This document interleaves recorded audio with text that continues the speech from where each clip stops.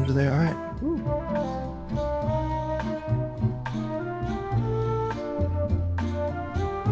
Well, hello there, everybody. We are a little over 28 minutes away from UFC Vegas 22 kicking off. JP Bays and Bruno Silva will enter the octagon to begin the festivities, and then Kevin Holland and Derek Brunson will be the last two to step foot in the hallowed octagon. Should be a good night of fights. UFC Vegas 22 going down in 28 minutes. I am Mike Heck. Welcome to the People's Pre-Fight Show, where you guys dictate everything. So leave your thoughts on the card, favorite fight, questions, etc. in the chat, and we will address them as we go. Being joined by José Youngs, live from Phoenix, Arizona. Yo. Alex K. Lee, Prince of Positivity. And of course, the man on the ones and twos in the truck, Casey Leydon. Yes. I love the 80s news. Mike, redo my intro again. Every time. Excuse me. Live from This Phoenix, is your show. Arizona. I know. The reigning, defending, undisputed Between the Links champion, 11 career victories, the great José Youngs. The greatest. Correction. Well, we will see. We will see on Thursday, because the battle of the winningest players in BTL history will go down once again. Give the people what they want. Youngs v. Mashu, 3 or 4. I'm not sure how many we've done this far, but UFC Vegas 22 going down in a matter of moments. A lot of excitement. Do we have anything in the chat yet? Oh yeah. Let's go straight to it. Yeah, let's party. It's their show. The People's Pre-Fight Show. Should the UFC schedule the Gillespie-Riddell fight for the UFC 261 pay-per-view card? That fight would strengthen the already stacked card that features 3 title fights. So if you have not heard, the scheduled co-main event between Gregor Gillespie and Brad Riddell is off the card. COVID-19 protocol situations. And yeah, that fight's not happening. And instead, the fight between Max Griffin and Song Kanan is now the new co-main event. 5-fight main card. And everything kicks off at the top, or at 7:30 Eastern time, and then the main card kicks off at 10 p.m. Eastern time on ESPN and ESPN Plus. So, should we do this, Jose? Sure. I like it. As Doesn't long hurt. as no one is super sick, then why not? We've had people turn around that have like been tested positive, and then they've got to like. Wasn't this the Kevin Holland situation like recently? Didn't he get it and then they bumped something or they tried to and all this? So like, yeah, it's happened before. Why not? As long as everyone's healthy. Yeah, that was the Marvin Vettori jumped up to fight Jack Hermanson, and then Holland fought the week after against Jacare, which is just a crazy scenario. Yeah, I'm down for 261 if they can add it to it. It certainly doesn't hurt it. Yeah, I mean, I'm sure there's just a lot of logistical issues. I mean, we don't know with the international travel, especially with Riddell. You know, I'm sure if there were 2 domestic fighters, fighting at the U.S., there would be no issue. But with the weight cuts and everything and, international travel, we don't know if Riddell's coaches have to get back. They have families and stuff like that, so, and they have the big quarantine. So in a perfect world, yeah, that sounds great. But would UFC, I don't know all the regulation stuff, but with UFC 261 possibly having a full crowd, would that affect Brad Riddell even more going home? Like, would they take extra precaution? New Zealand just says no, Really you can't come back ever. That's a good question. But I mean, this is the know. perfect card.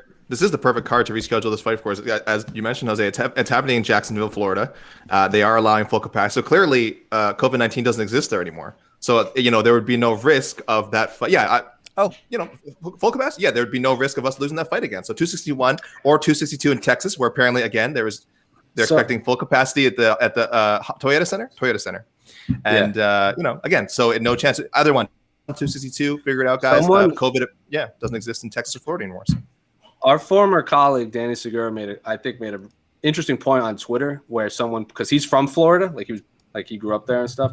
And they were posting all like the spring break videos of and people are like, oh, Florida just doesn't care about COVID. And he said, as someone who's lived in Florida pretty much his whole life, that none of those people are from Florida. And he made an argument that all the people that are going to go to the UFC fights are probably not from Florida. They're just fight fans. So I'm very interested if that's the case. because he said it's not fair to group everyone partying that you see on these videos in Florida as Floridians, because people that take it serious just aren't in the videos and are probably not. That's actually even worse. The fact that they aren't from Florida, Yeah. the fact that they're from all over the nation makes it actually much worse. Right. I agree. So- I'm just saying, like, if we're gonna call Florida a trash hole, then I feel bad. If No, none of the people I that are don't feel doing- bad about calling it a trash. I would never say No, that. no, Shout out I to don't- Duval. Yeah. Duval. Yes. So yeah, we'll see what happens. I have a feeling it's going to get booked before that, but they'll probably keep it in Vegas for the Riddell factor. I think that's a really good point. But that's the second fight we lost on this card in the last 24 hours. Of course, Julia Avila versus Julia Stoliarenko is not happening due to issues with the scale. I have been told, and I don't know about Stoliarenko, but I have to assume that this is the case, but Julia Avila is getting her show money for making the weight, and the plan is to rebook this fight down the road. So we'll see. Maybe they can throw that on the April 17th or the April, not 17th, 24th pay-per-view card. I hope Riddell, I hope Gillespie, I hope Avila, and I hope Stoliarenko all got their show money at least, and they get to keep the Reebok backpack. Yes, That's of course. That's the most important thing. It's one of the last ones. We're going to be switching on over to Venom. The Venom Pretty backpack. soon. All right. I'm just gonna. Yeah, but I'm down for 261. That could be the featured prelim. Joseph Boza talking about more pandemic talk. Florida's had the Super Bowl, no super spreader. I think the MMA media will think it's weird seeing fans back after a year. It will be weird. It's not. Super Bowl was nowhere near full capacity, and this is an indoor arena. Yeah, Very big difference. Very big difference, Mr. Boza. But thank the you. second part of the comment, though, it will seem weird, but not just UFC, any sporting event. Even I think even when I was watching like NBA games, I know that they're doing partial attendance. Even seeing kind of fans in attendance there, it does seem a bit odd. So it's going to take whatever. I'm sure we'll return to just kind of accepting that that's the case, that fans are back, and that's great, and that's great. But again, hopefully, just everything, all the precautions. Look, we're joking again. It was weird being in Abu Dhabi and having fans near me. Sure, like that was weird, and there were only 2,000 people. So it's going to be even more bizarre. I doubt I'll go out there for the main card. I would imagine the UFC is still taking at least some precautions. So I don't know because now for the media rooms, we used to be able to go back and forth if you had a specific credential. So you could go sit case side and then walk to the media room in the back. You can't do that at the Apex. So I don't know what situation is going to happen in Florida and Texas. All right. So a few people in the comments thinking COVID's not real, but yeah. So I guess that's up for debate. What else is new? All right. What about fights? What about fights? I know fights. Holland will get the angle on Brunson KO.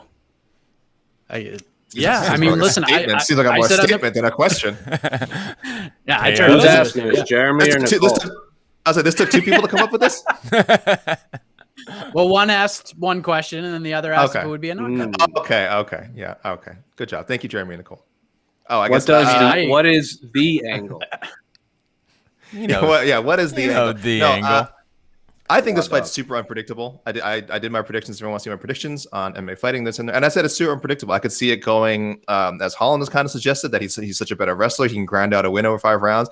I could see him getting a first round finish. We mentioned on the preview show, Brunson is one of the UFC's fastest finishers, especially at 185 pounds. So I don't know if people have this misconception that because he hasn't won the big one, that he's not an exciting fighter. It's a crazy highlight reel.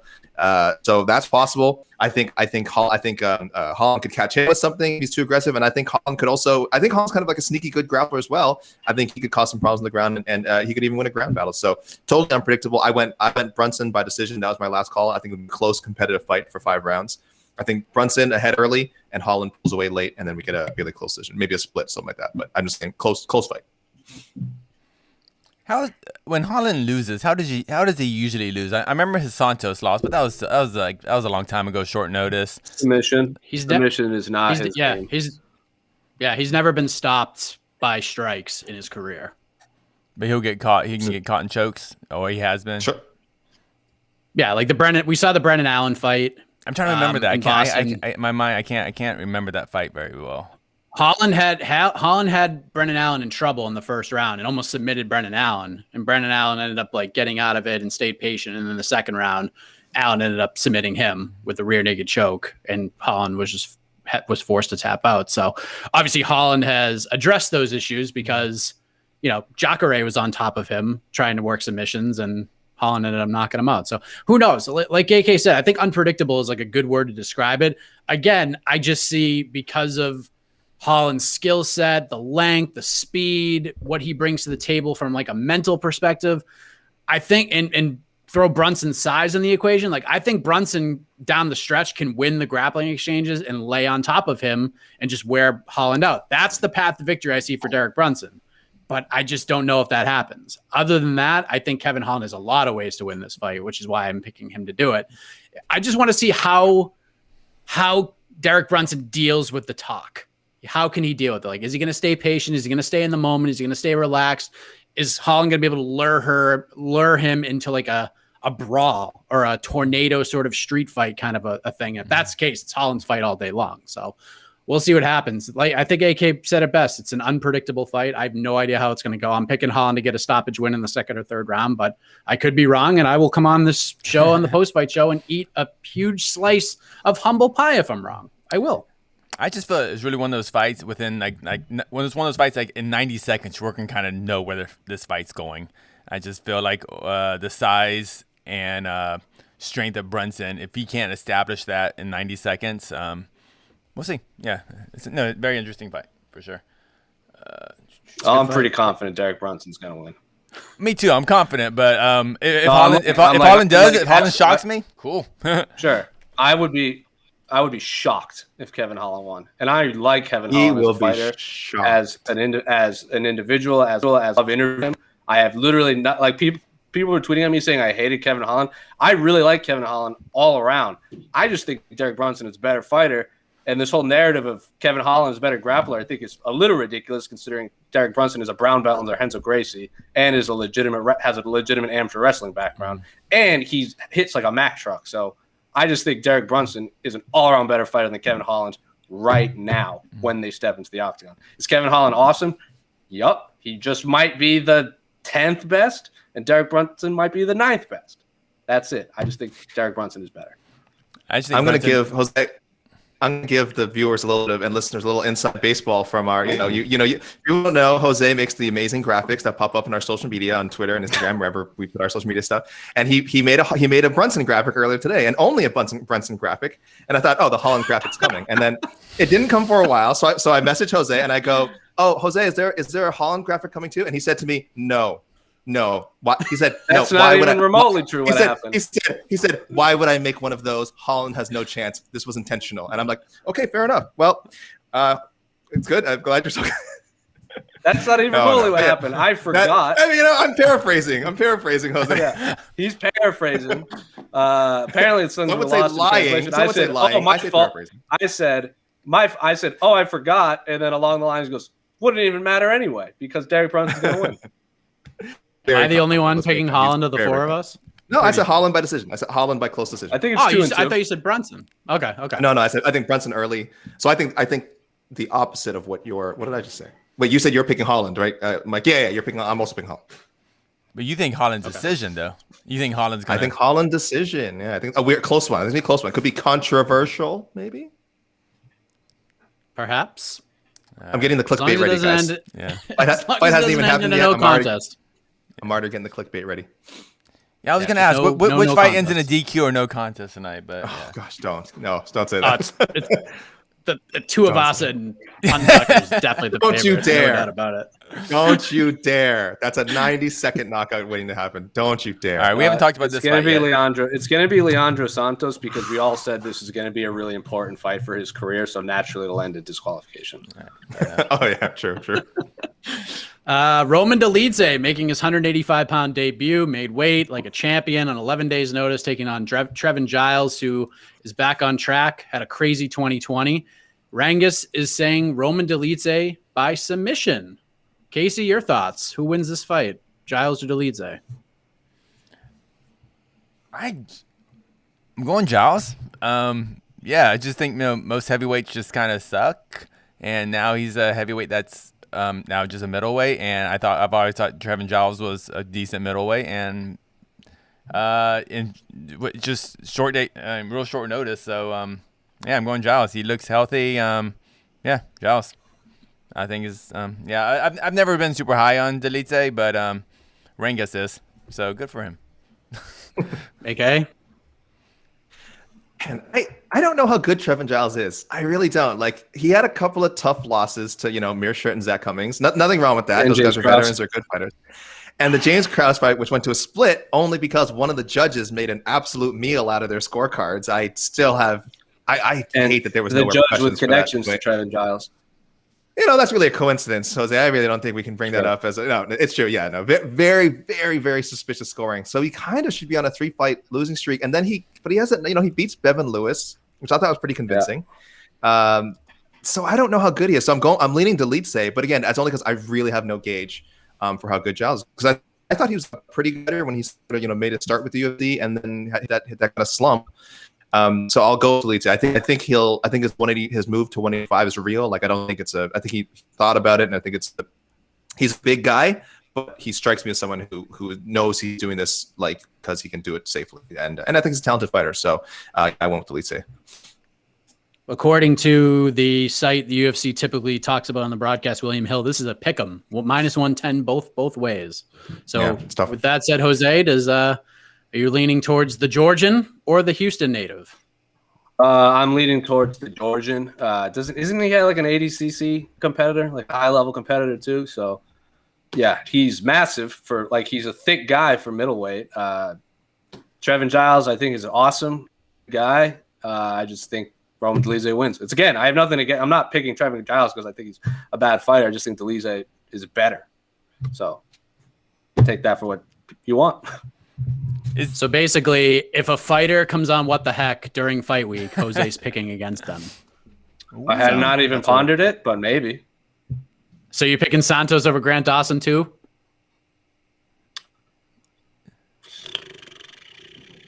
I have no idea. Wait. That fight is 50-50 to me. I am. And Cheyenne Baez has been on What the Heck, not this week, and Montserrat has not. So JP has also been on, kind of. I would pick both Baez to win. I think Cheyenne Baez is uber talented. Yeah, they're both really good. I'm excited to see them both fight. It's a good fight. It's speed against power. That's what it comes down to. If Giles can stay away from the power and use his speed and quickness and pitter patter and land shots and stay out of the power zone of Roman Dolidze, he'll win this fight. If not, it's gonna get knocked out. That's the way I see it. So I'll lean slightly Giles by decision, but this is exactly how the odds have it. It's 50-50.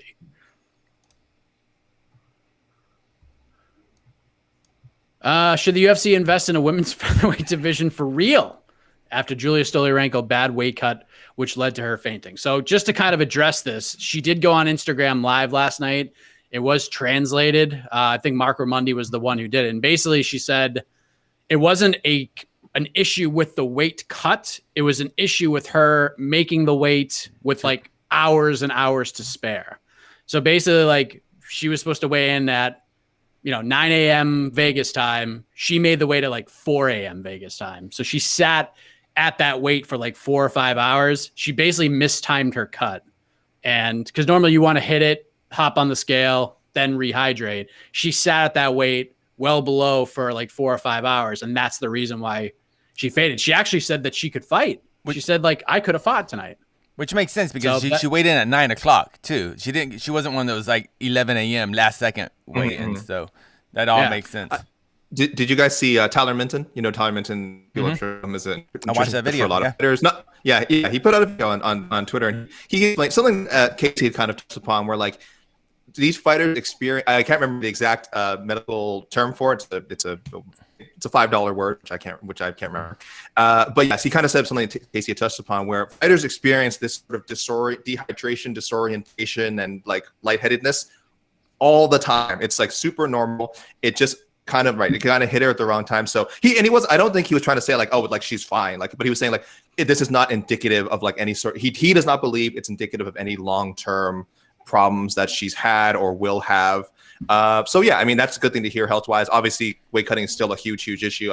We do think that a lot of changes need to be made in regards to it, but it was nice to see a nutrition coach kind of come up, talk about the situation and alleviate some of our worries over Julia Stoliarenko's condition. So yeah, check that video out, guys. It's on Twitter. Just find Tyler Minton. Look up Tyler Minton. Yeah. I think even Angela Hill kind of tweeted the same thing, not using the medical words, but she says basically, I don't have big weight cuts, but I've almost fainted many times just getting in and out of the tub of hot water and things like that. So, and we've heard about plenty of times over the years.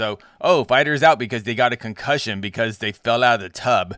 And this is why, because they're in there, and then now this is still weight cutting, and this is still dehydration. That's always a thing.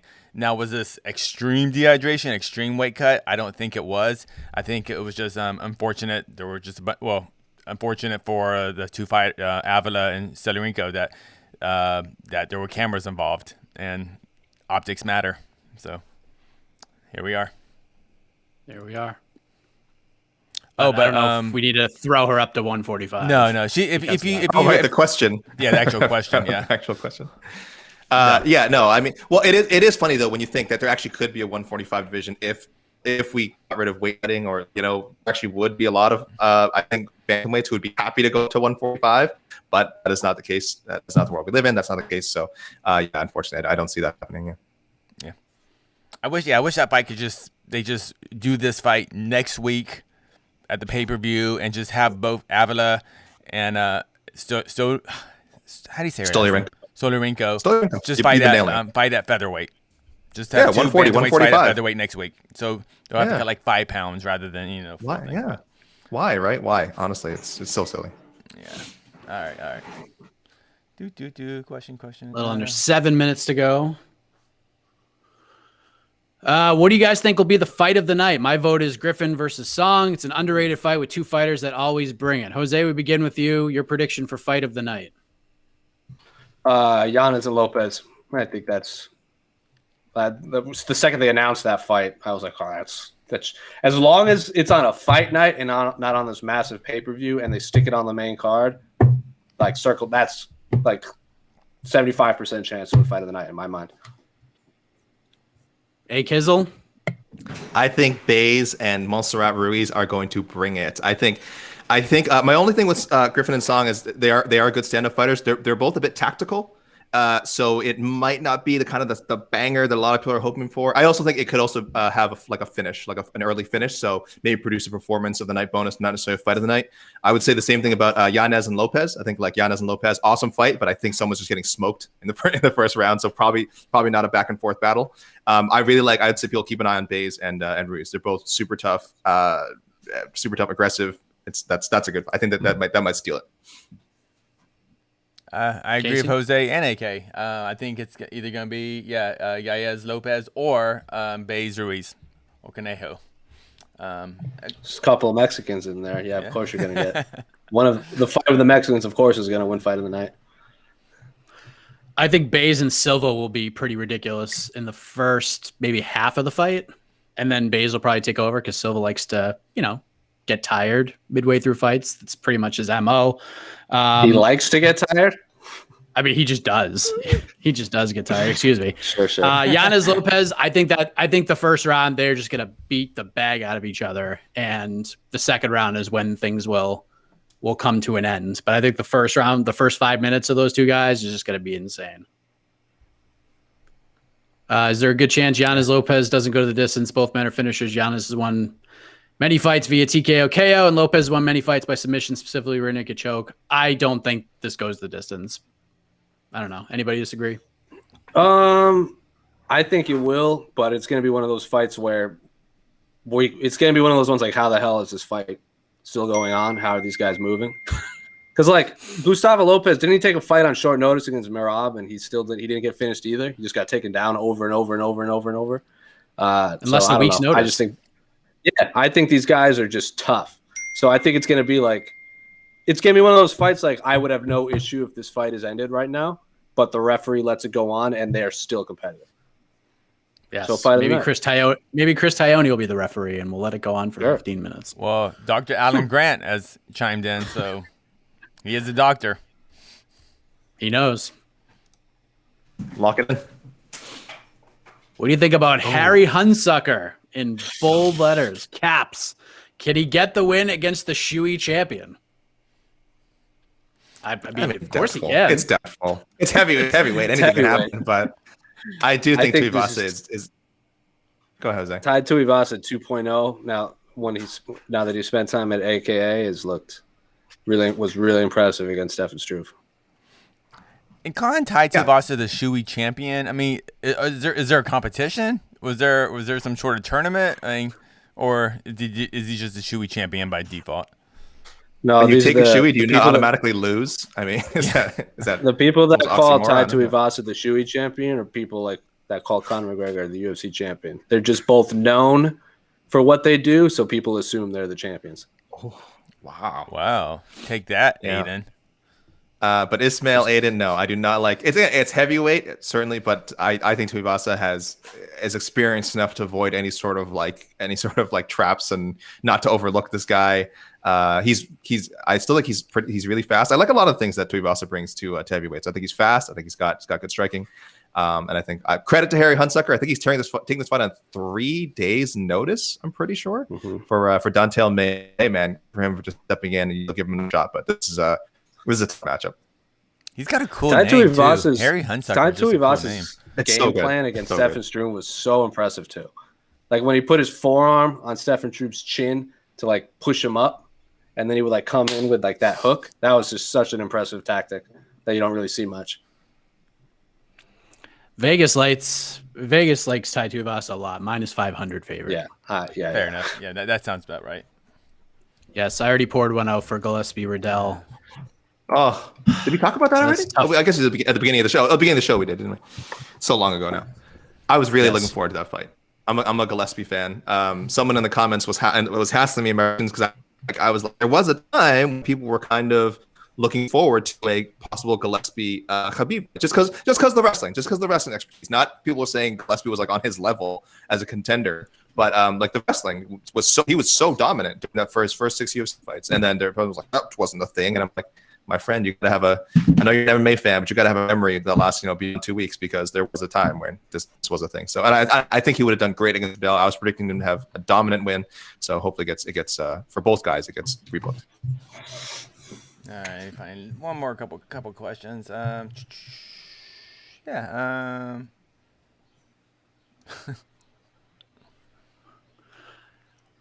many fights do you think Kevin Holland's going to be in this year? Well, if you guys listen to AK and I's On to the Next One year-end, reflections / 2021 prediction show, I said Kevin Holland is going to match or beat what he did last year. And his interview on What the Heck, he says he wants to go 70 to do that. He wants to fight 5 or 6 times this year. So I'm not ruling it out, but I think it's possible. I think it's possible. He mentioned welterweight a lot. I remember I threw Kevin Holland's name out as a welterweight a few shows ago. Everyone's like, he's a middleweight. Like Kevin Holland's a welterweight that just ain't cutting weight. He was supposed to fight it. He was scheduled to after he beat Anthony Hernandez. He was scheduled to fight 2 weeks later at 170 against Daniel Rodriguez. But then he had a shoulder injury and he was out of the fight. I bet he drops to 170 at some point this year.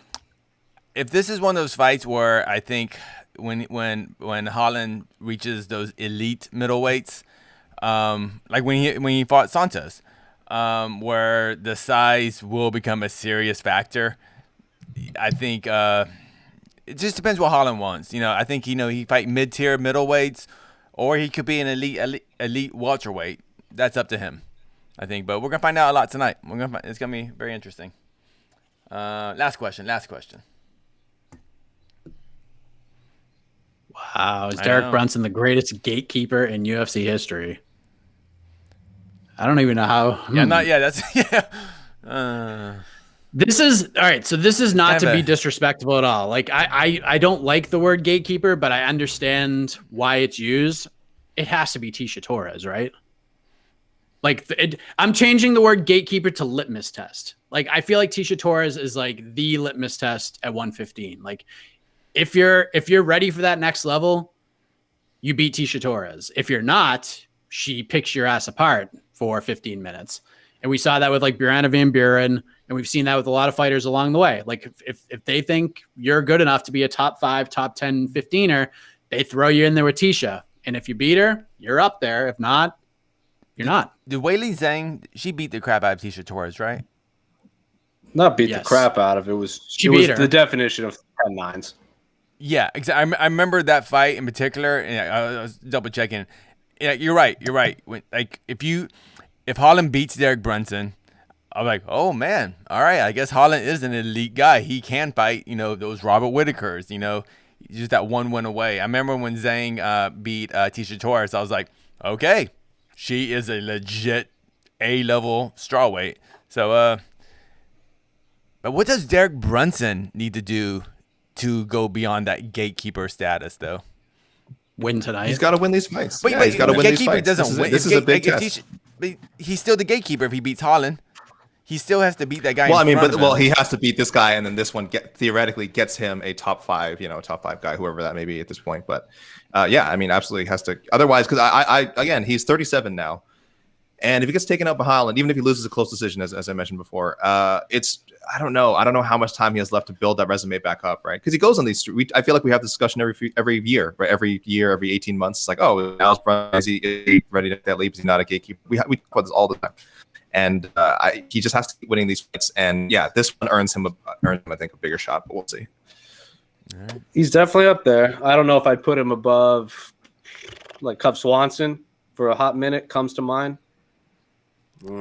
Yeah, Jim Miller. I don't mind Jim that. Miller's a good one. I think Jim Miller's an excellent choice. I'm going to shoot down. Our readers have some good and some terrible suggestions. Francis Marshall says Uriah Faber. Faber fought for like 3 UFC titles. He's absolutely not a gatekeeper. That is not a gatekeeper.